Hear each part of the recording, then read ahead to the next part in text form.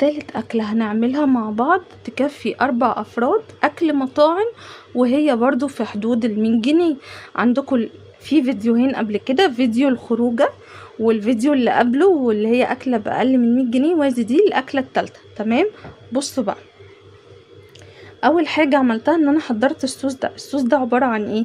عن لبن وتوابل وزيت وباربيكيو وعسل وخل، والتوابل بقى كانت توابل ونقطتين صلصة، يعني عارفين كده بالمعلقة دي كده، ما كملتهاش صلصة. ماشي. توابل بقى، توابل الشاورما، عندي كمان باربيكيو، عندي كمان بابريكا، عندي توم باودر، بصل باودر، عندي سماق، عندي قرفة، عندي كبيبة صيني كده. يعني كل التوابل اللي تحبيها هتحطيها في قلب التتبيله دي. واهم حاجه بقى في التتبيله دي حاجتين، الليمون والثوم. ماشي، وطبعا اللبن. ماشي. هنقلب بقى كل الكلام الحلو ده مع بعض. انا لسه ما حطيتش الثوم، لسه هحطه اهو. خليني كده عشان اوضح لكم شويه.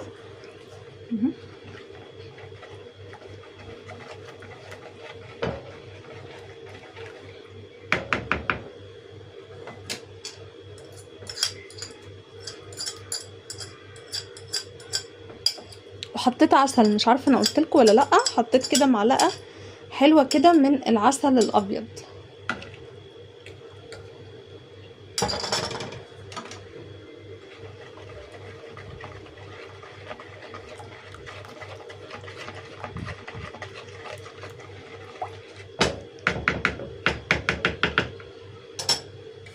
الراجل بقى اللي انا بجيب منه الفراخ كان عنده اقل من نص كيلو بانيه. على فكره المصفى دي عامله كده من غساله الاطباق، تمام، عشان ممنوع الالمونيا تدخل في غساله الاطباق. المهم هو كان عنده البانيه اقل من نص كيلو ب80 جنيه. ماشي، ما كانش عنده نص كيلو بالظبط، فاخدتهم اهو.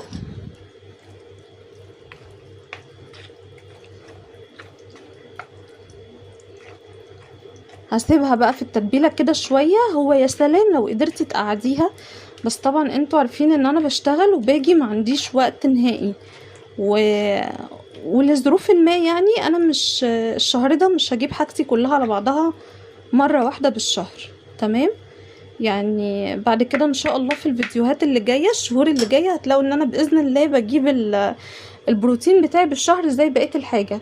بس انا الشهر ده لا، مش جايباه بالشهر، بجيب كده ايه كل وجبه كده على قدها.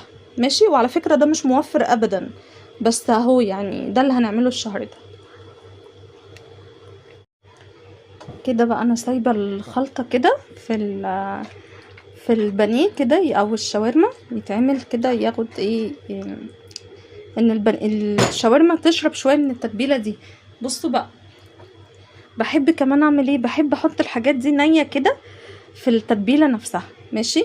انا قطعت فلفل كده، حاولت ان انا اقطعه سلايزات رفيعه كده على قد ما اقدر، وكمان نص فلفل حامي، بس هو مش حامي قوي يعني. هعمله كده معاه. بصوا بقى، كمان قطعت البصل سلايزات رفيعه كده، وبرده هنزل عليهم.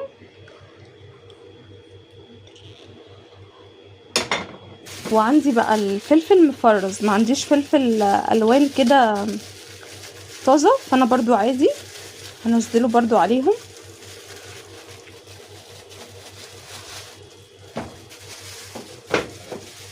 طلع كتير شويه،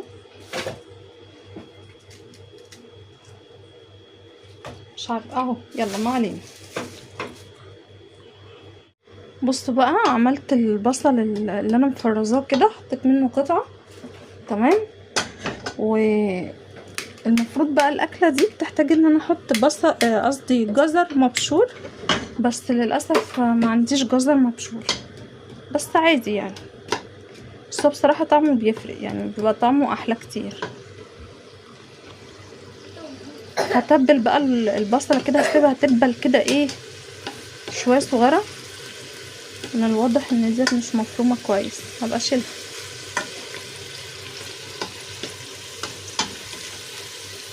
طبعا لانها متفرزه فهي ايه دبلت على طول. هحط بقى عليها ايه، انا بحب احط الفلفل وطماطم. يا سيدي بقى لو كان فعلا في جزر مبشور كان هيبقى تحفة. هتبل بقى، يعني انا هسيب الحاجات دي كده تتبل مع نفسها كده على نار هادية. بصوا بقى الخضار كده اللي انا حطيته دبل خالص بالشكل ده، هنزل عليه بقى بالمية، وانا بحط ميه زياده شويه عشان انا بحب الرز البسمتي طري، ما بحبوش ناشف. دلوقتي بقى كده هحط كل التوابل اللي انا بحبها، وانتي وراحتك بقى. انا عن نفسي بحب احط قرفه، توم باودر، بصل باودر، توابل كبسه، بحب احط بابريكا، بحب احط ايه تاني، قرنفل. بس انا بحط الحاجات دي كلها مطحونه يا جماعه. قرنفل، كبيبه صيني، قرفه، توم باودر، بصل باودر، كركم وكاري، وتوابل الكبسه. ده كله انا بحطه. طبعا انتي حطي التوابل اللي انتي بتحبيها. انا بالنسبه لي اللي متابعني من اول فيديو هيلاقي ان انا بعشق حاجه اسمها توابل، فبحط توابل انواع كتير لكن بكميات بسيطه. زي ما انتوا شايفين كده حطيت بقى التوابل كلها، وهي الصوص كده غلي بالخضار كده، يعني الطماطم والبصل والفلفل، الصوص غلي بيهم وبالتوابل كده زي ما انتوا شايفين. وهنزل عليهم بقى بكميه الرز. بصوا شايفين دي كده، دي كتير عليا انا وولادي وزوجي، لكن انا يعني الولاد بقوا يسهروا، ف حابه يعني ان انا اعمل بزياده، او مثلا لو حد جه مثلا صاحب ابني طلع ولا حاجه يبقى فيه اكل بزياده. حتى برضو كميه الشاورما ما شاء الله بعد ما اتحط عليها الخضار بقت كبيره علينا كتير، بس برضو هعملها. اللي لو اتبقى مثلا والولاد ما كلهوش بكره وانا في الشغل، هروح حطاه في كيس وقافلاه في الفريزر كده، وبعد شويه اطلعه اجدد فيه، اعمل جنبه اي حاجه جديده والولاد هياكلوه عادي جدا. دلوقتي بقى هنزل بالرز كده،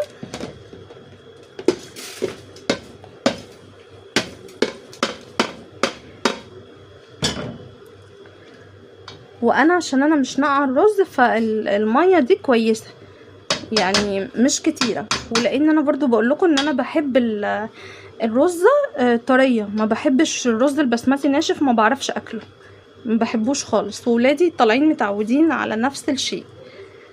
بس كده بقى انا هسيبه عادي، اعمله زيه زي الرز العادي بقى بعد كده. وعايزه اقول لكم ان التوابل دي بتغنيني عن الماجي. انا طبعا عشان خاطر ابني بخاف عليه، انتوا عارفين اضرار الماجي، فمش بحب احط ماجي خالص. التوابل بتغنيني. اللهم بارك، اقل من نص كيلو بانيه جايباه ب80 جنيه، وبشويه الخضار شايفين عامل قد ايه، ما شاء الله. وخضار كمان انا مش مكتره، يعني انا حاطه الطبيعي، بصلايه كبيره، 2 فلفل رومي، طماطمايه واحده، مش حاطه حاجه يعني. الفلفل الالوان برضو يعني ايه، مش هتشوفوه اصلا، يعني لما يتحط على النار مش هتلاقوه، هو هيعمل كده لون بسيط فيه، فاهميني ازاي؟ لانه متقطع صغير ومتفرزن يعني، فمش هيبان. دلوقتي بقى انا جبت الطاسه وسخنتها كويس جدا، وهنزل عليها بالشاورما كده من غير اي حاجه خالص. شايفين؟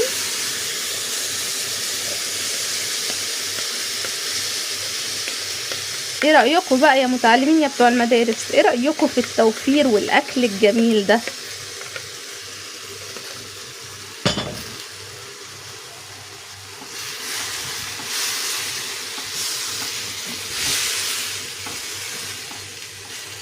بصراحة هي كانت عايزة حجم طاسة اكبر من كده، علشان بس انا بين يعني ببقى محتارة جدا.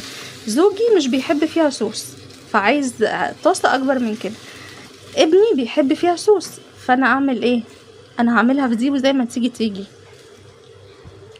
شايفين بقى كده انا هغرفها بالشكل كده لولادي وهي فيها شوية صوص كده. لكن لما يجي زوجي كده اما يقرب يجي من الشغل هقوم اسخنها له، هنشفها له اكتر، فمش هيكون فيها صوص كده، علشان ايه؟ ارضي الطرفين. يلا بينا نغرف بقى. شايفين بقى الجمال؟ والنبي قولولي ايه رأيكم؟ شايفين اهو تقريبا ب100 جنيه، 100 جنيه عملت اجمل وجبات مطاعم، تكفي 4 افراد. وممكن تزيد كمان، فاهميني ازاي؟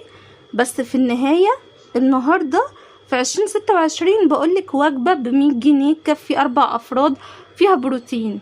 شوفي الجمال بقى، شوفي الجمال اهو. البانيه ب80 جنيه، الفلفل والطماطم والرز وبقيت الحاجة من عندي من البيت، وجايبة كيس العيش ده ب12 جنيه. شايفة الجمال؟ شايفة الجمال اهو.